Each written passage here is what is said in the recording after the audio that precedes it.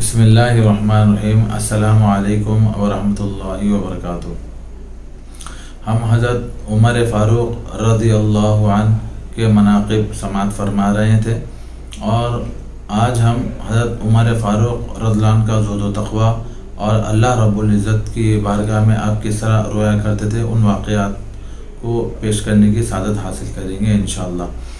حضرت عمر فاروق رضی اللہ عنہ جب کعبۃ اللہ کا طواف کر رہے تھے تو آپ بے انتہا رو رہے تھے، اور راوی فرماتے ہیں کہ آپ غلاف کعبہ پکڑ کر رو رہے تھے اور یہ فرما رہے تھے کہ اللہ میرے اعمال تیرے پاس ہے تو ان کی حفاظت فرما۔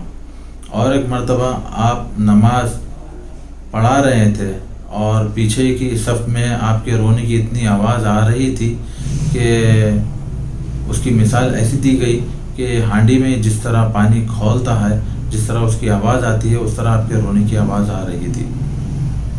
آپ میں بہت زیادہ سادگی، عاجزی تھی، اور اللہ رب العزت کی بارگاہ میں آپ بہت زیادہ رویا کرتے تھے۔ اسی طرح ایک مرتبہ عصر کی نماز جماعت سے چھوٹ گئی۔ اس کی وجہ یہ بتائی جاتی ہے کہ آپ اپنے باغ کو محاسبے کے لیے گئے تھے، وہاں جا کر آنے تک نماز کے چھوٹنے پر آپ نے یہ فرمایا کہ میری عصر کی نماز جماعت سے چھوٹ گئی ہے، اسی لیے میں باغ کو فروخت کر دیتا ہوں۔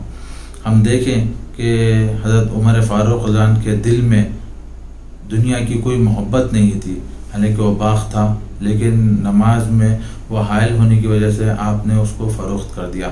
آج ہم سب کے دلوں میں گھر، کار اور کاروبار اپنے ذہنوں میں حالت نماز میں بار بار آتا جاتا ہے، اور بعض اوقات تو ایسا ہوتا ہے کہ ہم حالت نماز میں 2 رکعت پڑھے یا 4 رکعت پڑھے یاد نہیں رہتا، بس صرف نماز میں ہم حسابات کرتے ہیں۔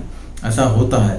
اللہ ان تمام کاموں سے ہماری حفاظت فرمائے اور ہمیں ایک سوئی کے ساتھ نماز پڑھنے کی توفیق عطا فرمائے، اور خشیت الہی اللہ ہمیں عطا فرمائے، اور ہمارے دلوں کو نرم فرمائے، اور ہمارے زندگیوں میں برکت نازل فرمائے۔